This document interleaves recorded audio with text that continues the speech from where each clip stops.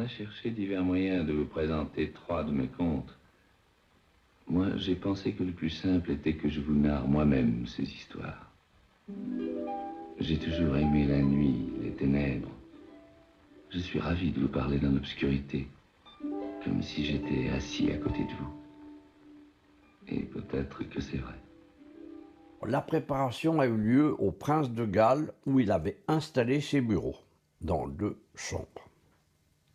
Avec sa secrétaire, Ulla Unfunk, était une femme exceptionnelle et qui était indispensable pour lui. À partir du moment où nous avons commencé la préparation, je vais éviter de parler des détails, c'est-à-dire du plan de travail, des accessoires, de tout ce qui est normal dans la préparation d'un film. Par contre, très rapidement, il me dit, il y a un grave problème important et je compte sur vous. Je n'ai pas encore trouvé les extérieurs de la maison Tellier. Alors, voici ce que je vous propose. Vous avez une voiture, vous allez partir dans le pays de Caux, qui est le pays de Maupassant, et je souhaite que vous trouviez les extérieurs de la maison Tellier. Il était précis, pour lui c'était le pays de Caux. Il me dit, surtout ne revenez pas sans les avoir trouvés, en me laissant entendre que mon avenir se jouait, avec beaucoup d'humour. Je suis parti sans conviction dans le pays de Caux, et je découvre dans le pays de Caux un pays plat comme une limande, alors qu'il voulait, à juste raison, un pays vallonné qui ne correspondait absolument pas au pays de Caux, que j'abandonne, et j'étais, je dois dire, un peu désespéré, parce qu'en fait, je me disais, je ne vais jamais les trouver. Heureusement pour moi, mes parents avaient une maison en Normandie, à côté de Caen, à côté des futures plages de débarquement, et je ne savais pas où dormir. Alors j'ai été voir mes parents et j'ai passé la nuit chez eux.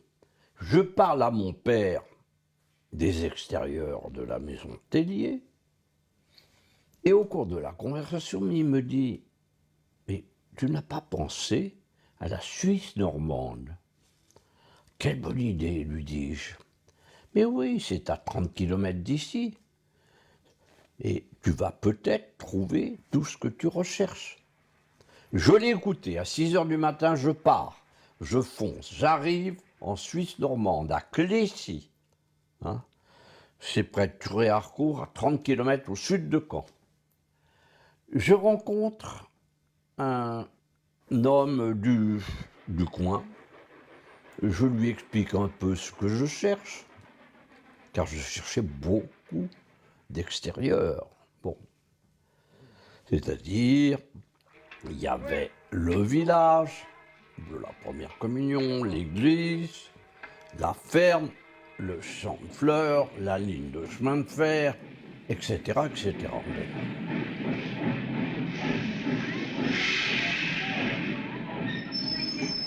En une journée, je trouve tous les extérieurs correspondant, à mon avis, à ce qu'il souhaitait trouver.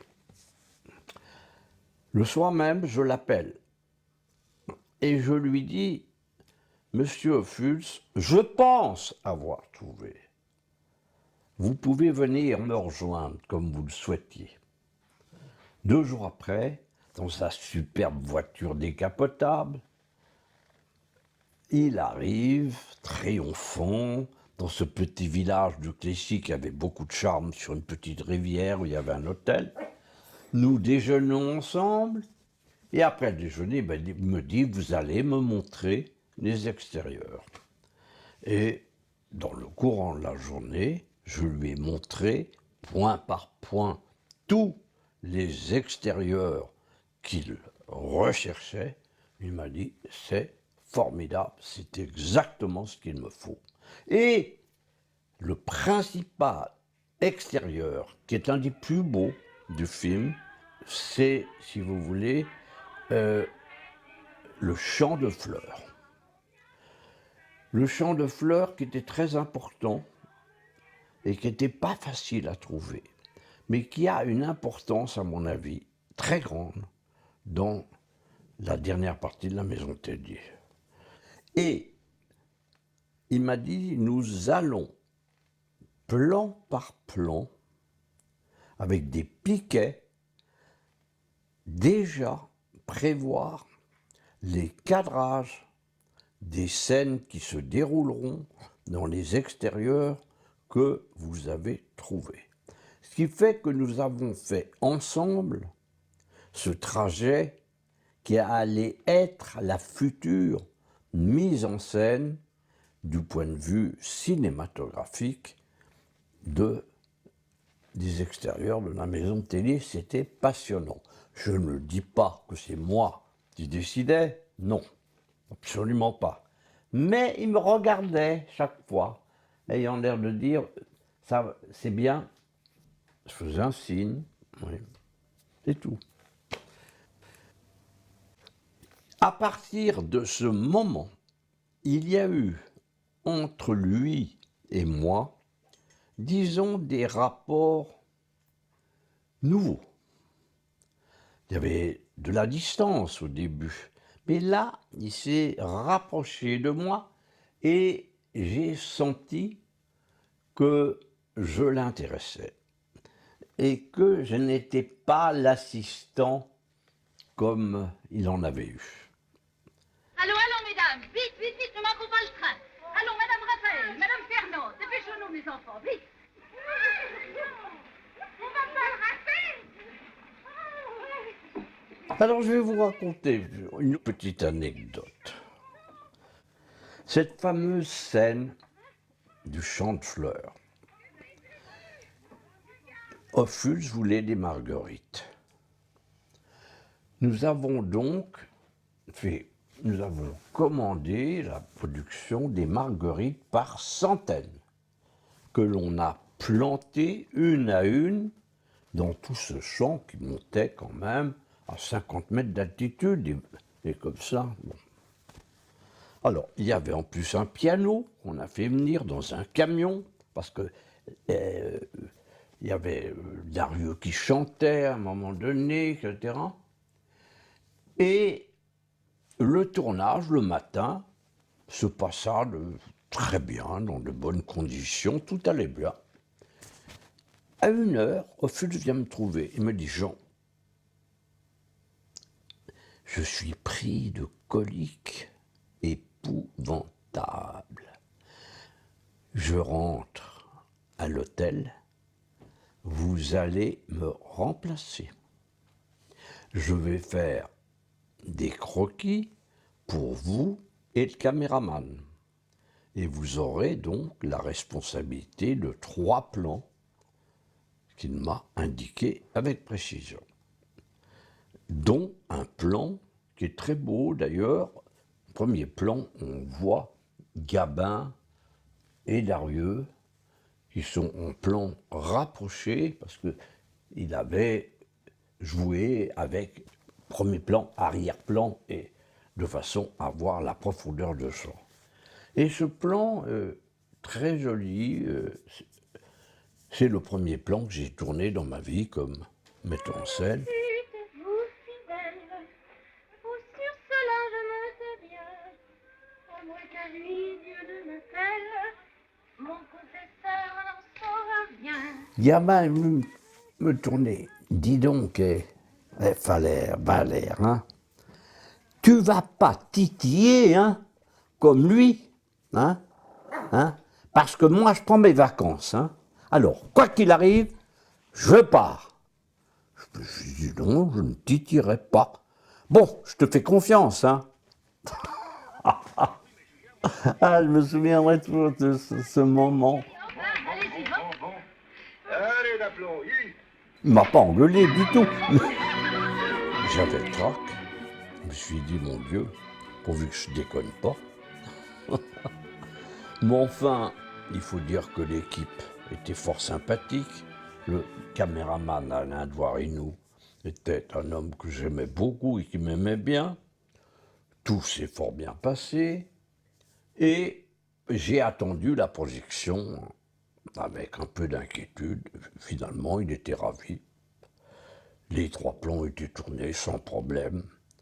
Et moi, j'ai été content d'avoir un tout petit peu participé à ce tournage. Et je vois dans une critique, dans Pariscope, où on dit « les merveilleuses images d'impressionnistes ». Et c'est vrai, j'y suis pour quelque chose.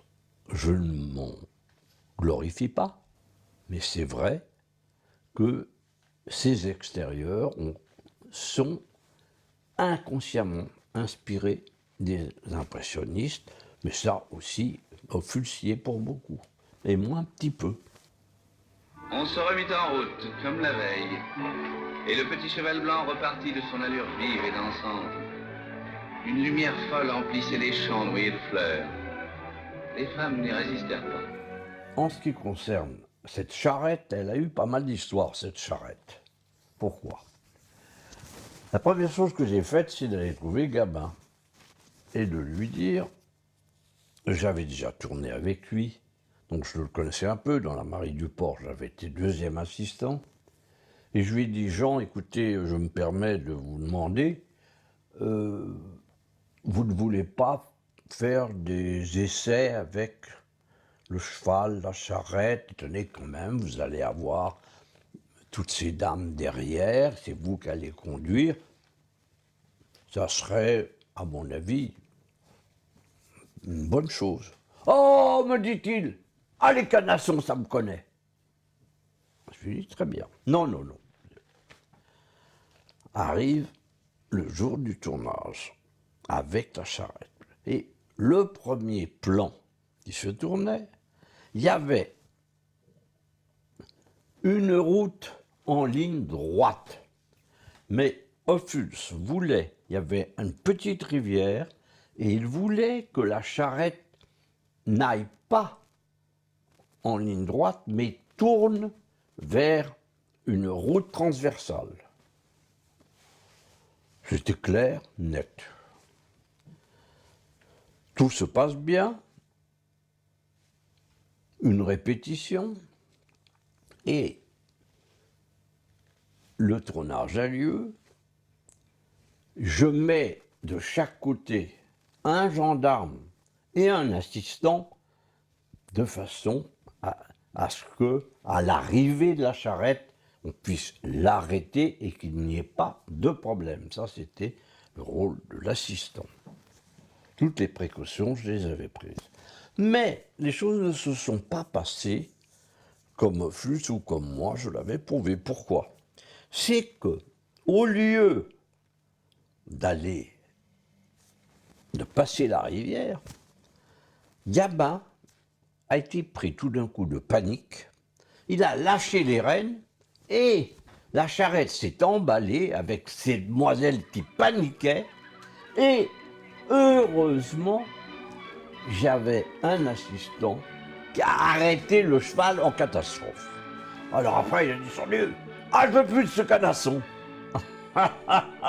Et on l'a doublé, et j'avais la doublure qu'il fallait. Il n'a plus jamais remonté sur la charrette. Des deux côtés de la route, la campagne verte se déroulait. Les colzas en fleurs mettaient de place en place une grande nappe jaune, ondulante, d'où s'élevait une saine et puissante odeur, une odeur pénétrante et douce, portée très loin par le vent.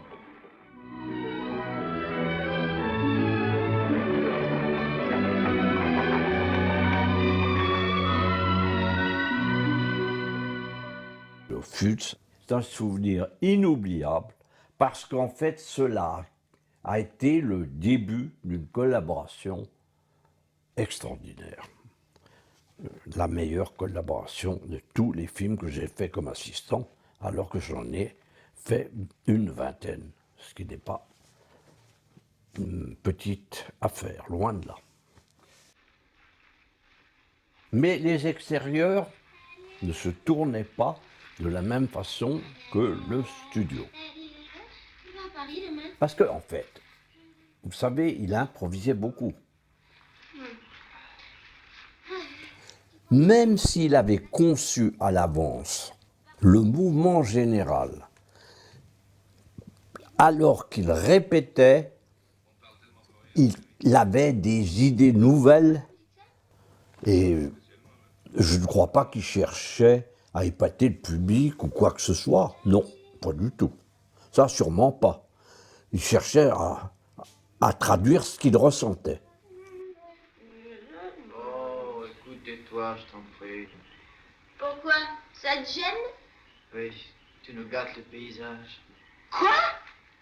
Il était habité par ce qu'il faisait et comme il me disait, Jean, vous savez, hein, dans la vie, on bouge. Il y avait bal ce soir-là, au Palais de la Danse. C'est pourquoi, vous voyez dans le film, ces mouvements.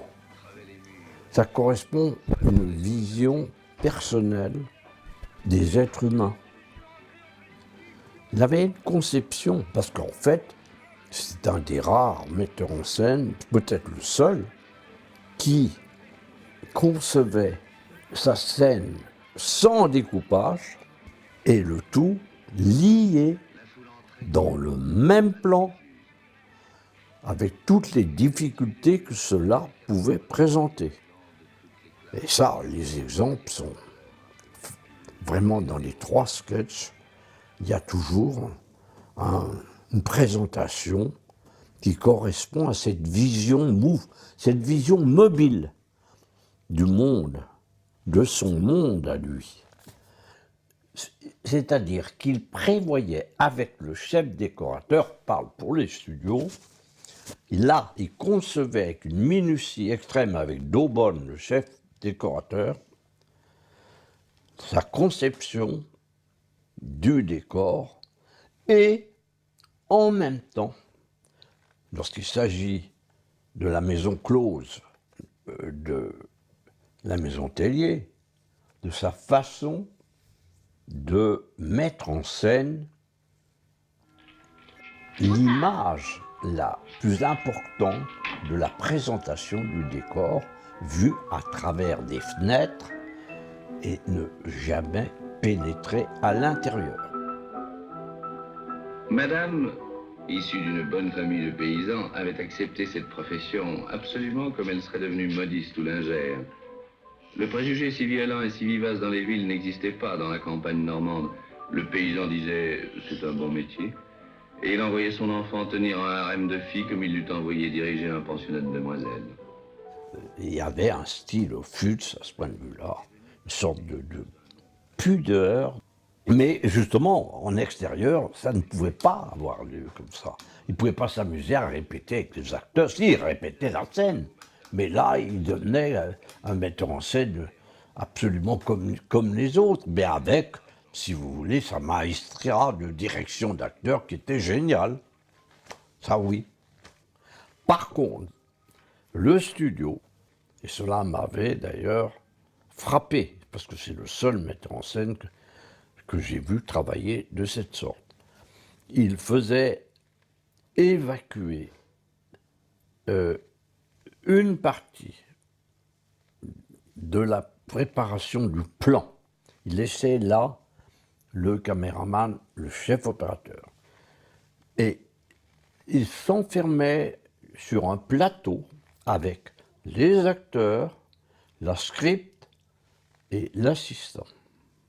Et là, entouré des acteurs, il commençait à parler de tout et de rien. Pas forcément même de la scène qu'il allait tourner. Puis petit à petit, il rentrait dans la scène et dans les personnages en leur expliquant exactement ce qu'il souhaitait obtenir. Et tout ça dans un silence parfait et une tranquillité. Nous étions comme au théâtre, un peu. Voilà.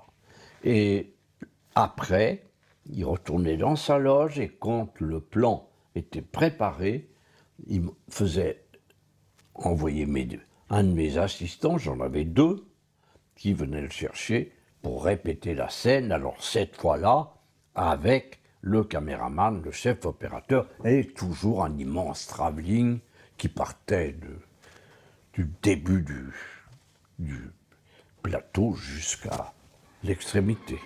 Et je puis vous dire que, alors là, il était une exigence impitoyable, surtout dans le premier sketch, Le Masque. C'est-à-dire que, si vous voulez, il imposait.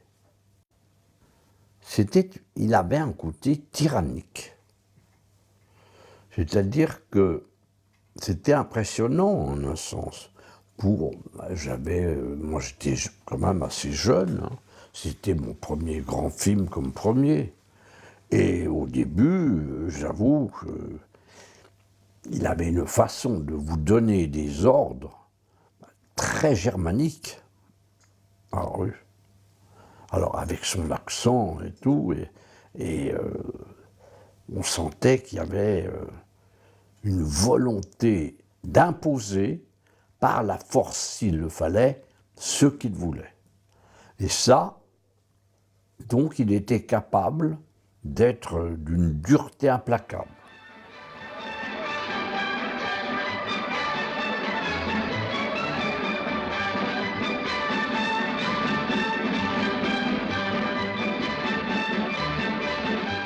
Au cours du Palais de la Danse, où il y avait beaucoup de figuration, il avait une cravache dans les mains. Jamais il n'a tapé sur qui que ce soit. Mais, si vous voulez, il dirigeait. Et là, il était vraiment très dur pour les assistants. C'était un millimètre près. Mais en fait, c'était pour obtenir ce qu'il voulait. Oh, j'ai connu ça avec Carnet, mais je préfère quand même Ophuls. À un point de vue caractère pour les assistants. Ça, j'en ai vu d'autres. Mais je dis ça parce que Ophuls m'en a fait voir au début, ça c'est vrai. Mais c'est bien rattrapé par la suite. Ah, oui. Oui. Voulez-vous maintenant le plaisir à la mort? Mais pas une mort totale. Un enterrement moral. C'est un peu tragique, mais consolez-vous, ça finit par un mariage. L'anecdote est contée par un chroniqueur bien parisien auquel je prêterai ma voix, comme je l'ai fait si souvent. Le troisième sketch, ça devait être la femme de Paul. Et cela se déroulait sur la Marne. C'était une reconstitution de la Grenouillère. Les décors plantés sur l'eau, c'est-à-dire il y avait des restaurants comme des images de Renoir que vous connaissez certainement. Un travail énorme et très cher a été effectué car tout se déroulait en extérieur le long de la Marne avec les barques, mais avec tous ces éléments décoratifs qui avaient été conçus par lui et d'Aubonne. Mais à la fin du tournage du plaisir, le directeur de production, un jour, vient me trouver et me dit « Écoutez, Jean Valère, je tiens à vous dire, la situation financière devient grave. Nous sommes en retard, l'argent risque d'être rare. Je vous demande d'avoir une conversation avec Ophuls et de lui expliquer qu'il y a danger et qu'il essaye d'aller un peu plus rapidement. Bon, je lui dis, je ferai pour le mieux. Bon, j'ai eu une conversation avec Ophuls, je lui ai dit pas tout à fait la même chose. Je lui ai dit, vous savez, comment ça, c'est genre marrant, parce que il fallait jouer avec un peu d'humour aussi. Il fallait pas le prendre de front, il fallait biaiser. Bon, et ce genre de choses, moi, me plaisait pas beaucoup parler d'argent avec lui. Alors je lui ai dit quand même, vous savez, ils sont inquiets, hein, la production. Mes gens, mais ne les écoutez pas, je connais la chanson, dormez tranquille. Bien, bien, bien, bien, bien. À peine étions-nous rentrés à Paris, le film est arrêté. Il n'y avait plus un centime. C'était un nouveau producteur. Terminé. Et c'est là où la femme de Paul a été abandonnée avec tous ses décors. C'est là où la chance a voulu que la Columbia s'intéresse au film et qu'Aris Puru, le producteur, prenne en main la succession. Mais à une condition, changer de sketch. Un sketch où il n'y aurait pas 1000 figurants. Alors il a trouvé le modèle. Vous gênez pas pour moi, j'entends rien. C'est là où j'ai vu la maîtrise exceptionnelle d'Ophuls. Il me dit que tu vas te marier. À un moment donné, Simone Simon dit Si tu te maries, je me tue. Je te jure que si tu te maries, je me tue. « Fais-le », lui dit-il. Et alors, c'est là où la caméra, d'abord, il y avait un escalier qui montait jusqu'à une fenêtre qui donnait sur une courette avec en bas une verrière. Il a conçu un plan, il a mis 24 heures pour le répéter. Il l'avait conçu avec un spécialiste. Pourquoi ? La caméra suivait d'abord Simone Simon et montait avec elle. Puis, arrivée presque au sommet, elle se substituait à Simone Simon. On voyait les mains de Simone Simon qui ouvrait la fenêtre. Et à ce moment-là, la caméra chutait, car il y avait un filin, et tombait sur la verrière comme l'a suicidé. Et le résultat était exceptionnel. Vous l'avez vu, et on passait après sur la suite, sur l'image merveilleuse d'elle dans une petite voiturette à Trouville, avec un Gélin âgé qui la pousse. Mais ce plan magistral a demandé vraiment... Ça, il a mis le temps pour le faire, mais il fallait une caméra spéciale pour ça, avec des filins et tout. Et c'était pas évident. Non, c'était pas évident que la caméra puisse se détacher et sans cassage de gueule. C'est, à mon avis, le plan le plus difficile et le plus admirable en conception.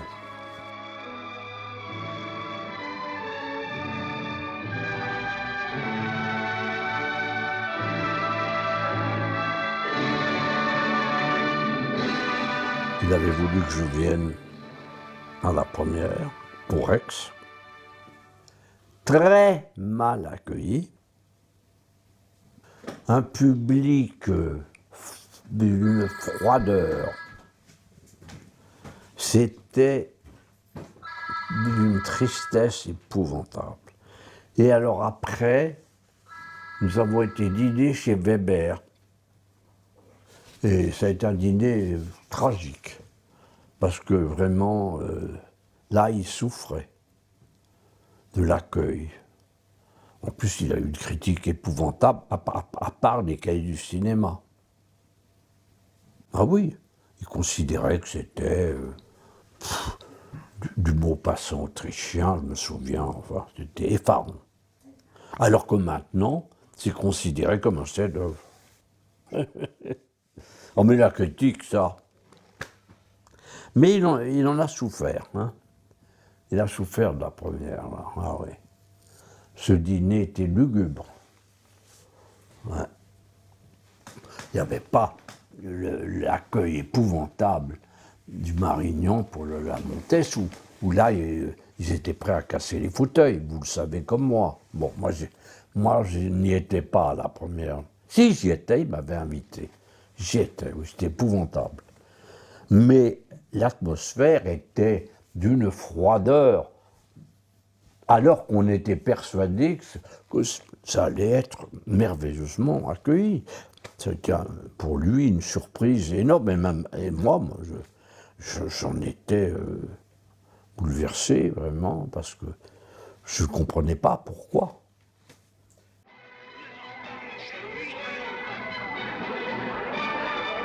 Et maintenant, mesdames et messieurs, vous allez voir le grand danseur de Paris, monsieur Ambroise.